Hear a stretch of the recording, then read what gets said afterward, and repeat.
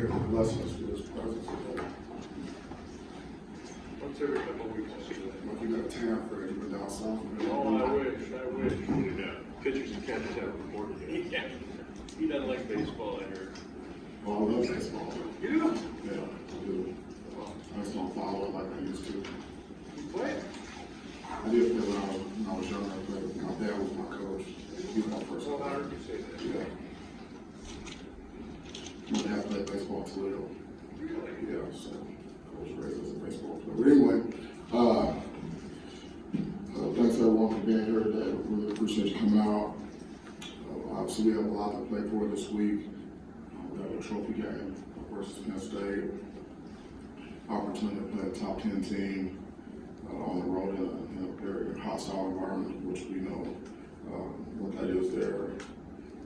And obviously, it's the next game. And so that's a regular season game, guaranteed opportunity for us. So it's huge. Last week's game, Saturday, was obviously a disappointment for all of us. We didn't play complimentary football for 60 minutes. We didn't finish. So we got back together today, reviewed the film, made the corrections, and we turned the page and moved on. Our team knows how to have intentional focus and how to move on and how to improve, how to get better, how to own things. And so, that's what we're doing. Attitude was really good today, really focused. Just came off the field not too long ago. The meetings this morning were very good. And so, it's a new day for us. So, in terms of attitude and focus, it's arrow up. We just have to do the required and unrequired work the rest of this week to prepare for the opportunity to play our best six. And so, with that, I'll open up for questions. I know it's a new day for you guys, and obviously you talk kind of consistently about maintaining the same preparation, but as knowing this could be the last week of practice until the spring, and if you don't get the result you wanted, do you think there's any more sense of urgency from your guys at all? Yeah, man. I believe there's a sense of urgency. There's a sense of urgency on the staff and also with the players. We always ask our players, and always ask the staff to raise the level of intensity every day, and so that's happening.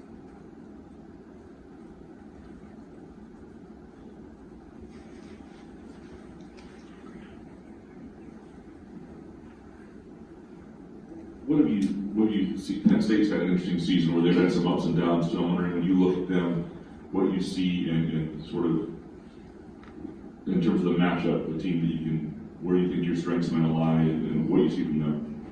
Yeah, well, they've continued to improve as the season's going on, and that's what well-coached teams do. James does a good job. I'm not sure if he thinks of his ninth season there, and obviously he has a great program. And defensively, they settled down and understand what Matt wants them to do and how they want them to do it, so they're playing faster. They're fitting the run better, and they're having fun. They're playing complimentary football. They got a lot of really good players. They recruit very well, and so it's just a team that's continue to shop throughout the season and get better. That's what I see. So how do we match up? We'll see on Saturday. We'll see. I was wondering about, you guys have struggled against the run recently, including last week, and then just with them, they have a pretty good run game. And what you see from them with the two freshman running backs that are both over 700, I think. Yeah, they have a really good run game. So it's a huge emphasis, for us this week. Our run defense has struggled, and it's been progressively not up to par, as we go on. So there's things that we're going to have to do this week to try to rectify the situation in terms of how we practice, the looks that we get from our scout team, and then reteaching gap control, run fits, run keys with the D-line, linebackers, and also the secondary, which is going to be a challenge for us, but something that we have to do. We have to go back and reteach, everything to be able to fit the runs that we need to fit, so that we can be consistent fitting the runs. One of the challenges that we've had is that we don't hit the only day that we have contact is that we hit with pass on game day. It's been like that for the last 3 weeks because we don't have enough guys to practice, and we don't have enough healthy bodies. And so, we're just trying to get guys to the game so that we have enough guys to be able to play in the game. And so, it shows up, that lack of contact and full speed contact and hitting shows up mostly in the run game, as opposed to obviously the passing game. And so, we're coming up with some ways to try to mitigate those circumstances and really, get back to being able to play the type of run defense that we need to play. So that's going to be our challenge. That's going to be our challenge this week. We have plenty of toughness. We have enough players to get it done. We're going to have to adjust some of the ways we go about preparing the guys, still without contact. We certainly can't afford to do that. But there's other things that we brainstorm that we feel like we can do to help ourselves. And so that's going to be a point of emphasis.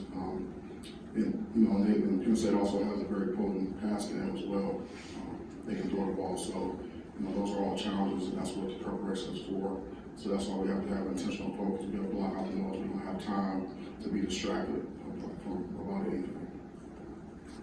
2 questions for you, Mel. First, you mentioned about the not having enough bodies. Do you have any update on the 8 players' availability this week?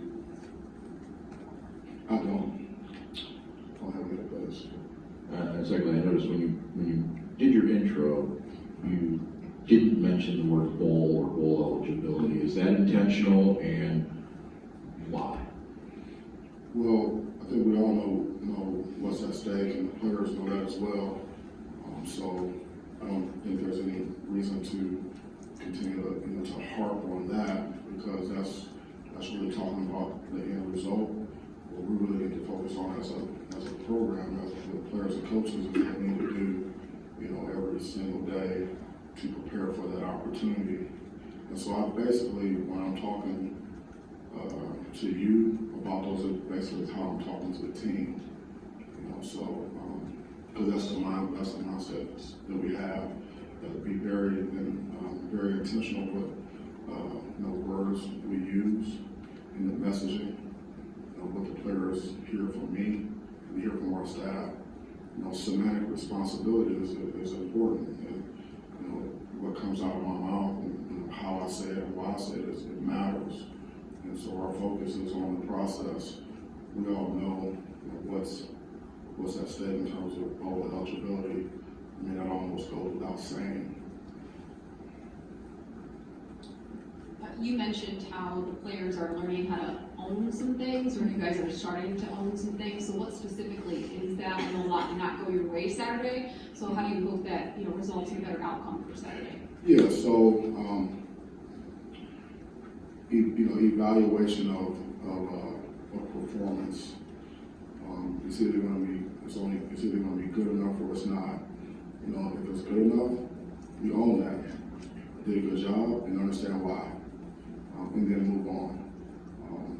If it wasn't good enough, if it was not up to the standard, whether it's offense, defense, and special team, whether it's a unit, a side of the ball, or it's an individual player, it's not up to the standard, then you have to own that as well. Evaluate it. No, it was not good enough. There's no excuse. There's no explanation. What do we need to do to fix it? Fix it, and then move on to the next thing. And so that's ownership. That's not making excuses. Giving a reason why it didn't get done. Obviously, there's cause and effect, and so there's reasons why we get a certain outcome.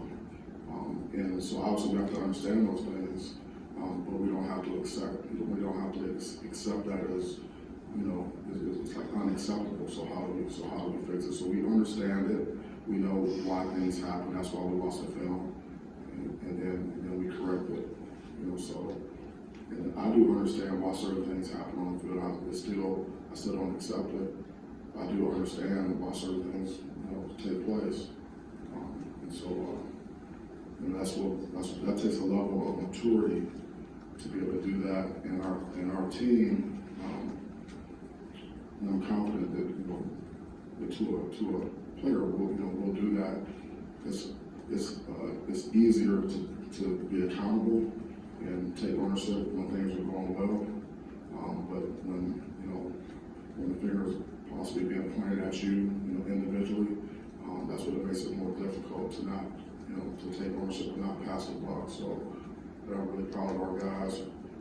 For the most part, we've been accountable for taking responsibility to own the things that we've done or didn't do, and we've been able to move forward. You mentioned the fact that you haven't had enough healthy bodies for a few weeks now in practice. So relative to the guys that have been suspended and are missing, I know you don't have an update, but are you frustrated that there's been no resolution at this point? Did you expect by now to at least have some idea where you could go with those guys? Again, I don't have any new information, and so I don't, the expectation is, for me, is when I get more information, then we can regroup. And that's the only expectation that I have. And so, that's what it is. Mel, when you look at the special teams breakdowns, at this point of the season, you think of doing things differently, doing them with different people, or just doing them better with the guys you got? Yeah, well, all of the above. And so, we have a week, to fix some things, some of the things that we can change, we will change. And so it's going to take, some of it may be personnel, some of it may be, scheme wise, or trying to figure out what is the best way, what are the best ways, to put ourselves in a position with the guys that we have out there to be able to get the job done. So, we spend quite a bit of time with special teams. The previous 2 weeks before that game, special teams has been a difference for us in terms of the winning edge, and we did not get that edge on Saturday, but we certainly have to, we certainly need that phase of the game, we need that to be effective so we can play confident football, and we didn't do that. So, obviously, very, very disappointing. We also, talked, after the game, we also talked, today, like we talked about ownership. There's offense, defense, and special teams. We can point to all three phases where we didn't execute, and so, obviously everyone looks at, at the end of the game, and, we make a kick or not, how did they get to that point in the first place? It's also something that we have to own. And, we talk about finishing. We'll be able to finish games. We talk about it at halftime. It's going to be important for us to be able to go out in the second half, execute, raise our level of intensity, play 60 minutes of confident football. We're going to have to be able to do that. We knew that. We talked about that extensively at halftime. Because if you look at, the three of those last 4 games that we won,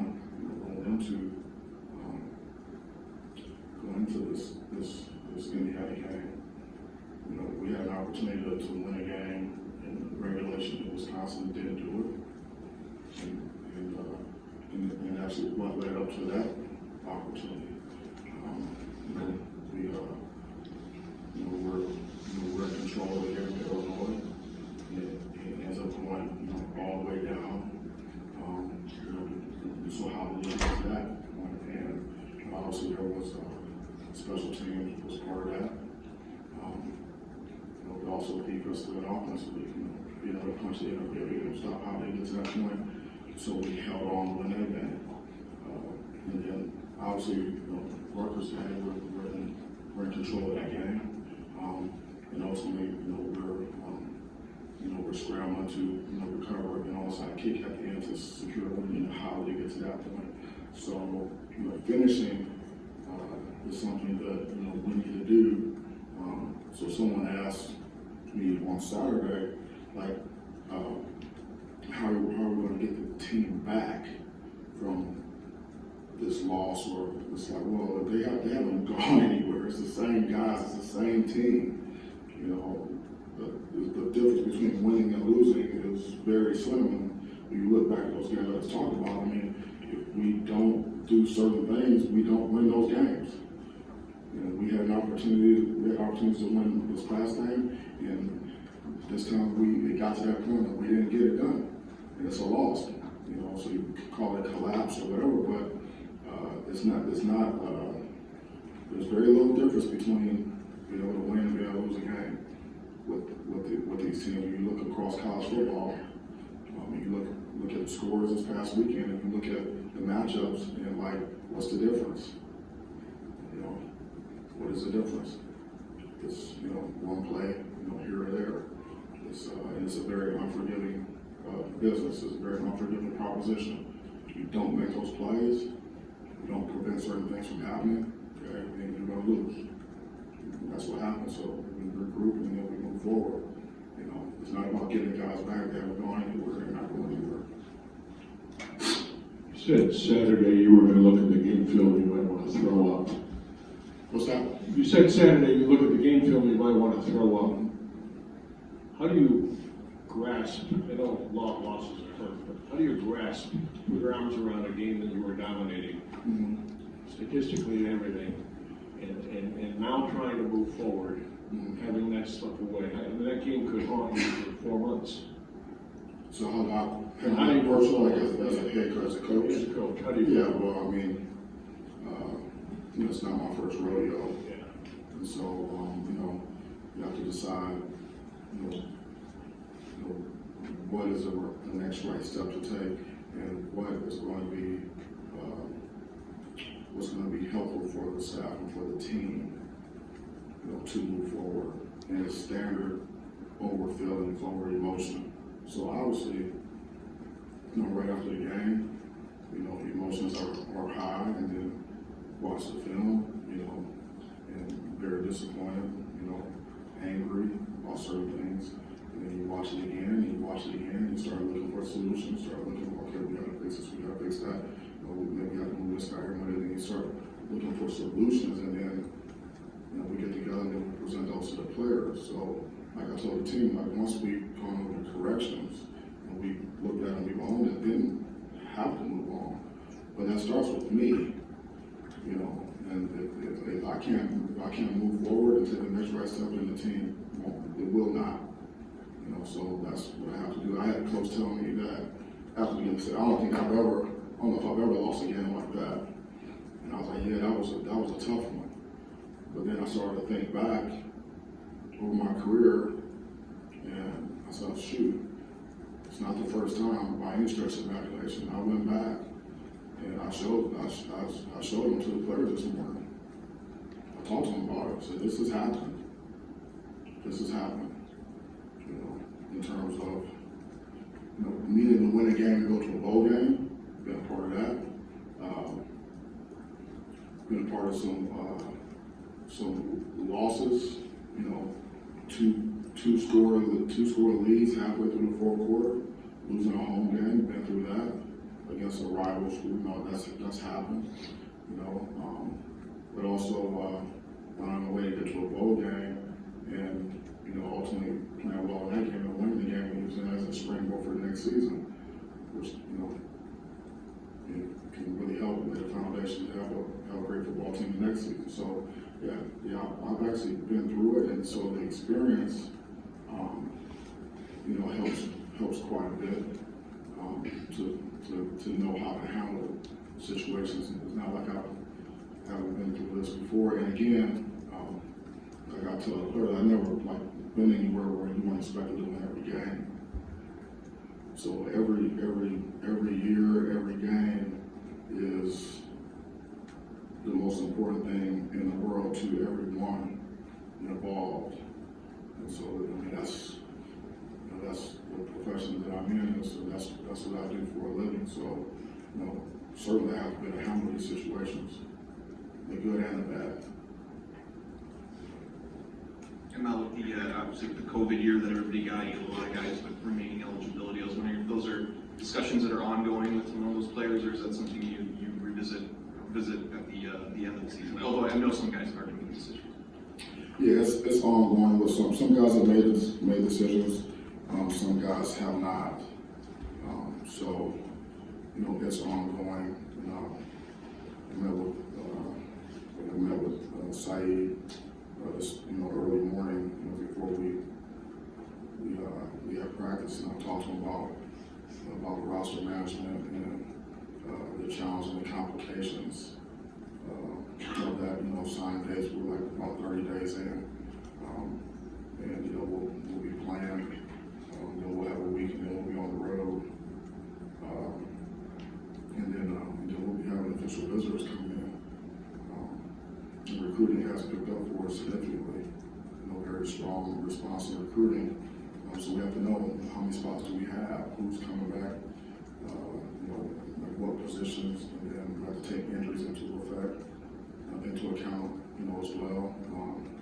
And also, so all that's going on right now because I mean, this is like recruiting and signing players and making those decisions like it's happening. Like those decisions they're happening right now as we're preparing, you know, to play games. I mean, that's you have that it used to be the signing day was the first Wednesday in February, whereas there's an earlier one now, so that just kind of expedites everything, kind of just moves everything up. So, you know, like right now, it's we're trying to figure out, you know, who's going to be back, you know, and you know, we need to do it fairly quickly. Some things can't be rushed though, so you know, we're gonna have to be nimble and you know be able to adapt and adjust and always you know understand like we're dealing with young men here and they're building their careers and their lives, and so you know there's a business aspect to it, but it's also a human and personal aspect to it in terms of guys' careers and playing in college versus not. You know, so they also have a transfer portal where guys can, you know, they could decide to continue to play, but maybe not here. So we'll just have to sort it out as we go. Yeah, Mel, you mentioned earlier that you had to go 3 weeks without contact. Did you have any periods like that last year where you had to take any week of practice without contact because of injuries? And have you had that happen in the past, or is this more significant than you've had in the past? Yeah, there were some times where you know where we had certain days that we normally would hit. You know, we normally have contact where we didn't have, but typically not the whole week, and certainly not 3 weeks in a row. And this is going to be week 4 for that because we're not going to be putting the shoulder pads on and hitting. You know, we just can't afford to do that. Have we had to do that in the past? Have I been a part of that? Yeah, I have, but mostly like in the NFL.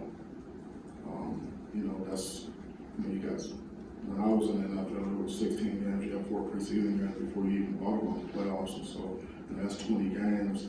And you know, at some point in the season, you know, you just can't physically do it. You can't hit, and so you really rely on the experience, you know, of the players to not need that. And just be able to get the looks and walk through or jog through or whatever, even if you're going full speed, but to not have the hitting, you're relying on the experience of guys that you know have done it before to still be able to prepare. You know, when it's full speed on Sunday, you know, be able to play at a high level. So it's a little bit more challenging, you know, in college, but you know that's what we're doing, and I feel confident that we'll be able to improve, especially what we're going to do this week. So it's just the reality of the situation, yes. Coach, when Tom Izzo was up here earlier, he mentioned that he was buying you at the early in the game, and in the early, probably one of the first couple of kickoffs, there was something wrong in the alignment that may have led to that kickoff return. Mm-hmm. What ways can that be changed as you guys move forward towards Wednesday? Yeah, well, we actually fixed it during the game. We have several kickoffs in the game, so we actually were able to fix it. But consistency and performance is how you become successful. We're just very inconsistent. And so, we fix it, and then we go, 2-3 kickoffs, and then all of a sudden it pops up again, same return, same guys, and we don't do it right. So, we gotta coach it better, we gotta play better. And so we're gonna look at, scheme, we're gonna look at, personnel, we're gonna look at all that, but, it has to be fixed. But game adjustments are, we have to have those things. We have to be able to identify what happened. We have eyes on everyone, so we know where the breakdowns are. And we go and address and get it drawn up, and then go back out there. And the execution is the key. We just didn't execute on two of those kickoff returns. Devastating. When it comes to moving forward to Penn State, what ways defensively you could maybe adjust in order to be ready for the firepower that their offense has? You talking about what's our game plan versus Penn State? Not the full game plan. Not the full game plan. Well, I can't even give you a partial version. I'm sorry. But, we're gonna be working diligently to put our guys in the best position. And that game plan is, unfolds throughout the week as well. Every Monday, we're working on it Friday on things. So, it's still kind of early in our preparation. I do appreciate the question. All right, thank you so much. Thanks for coming out. We'll see you next time. Go Green.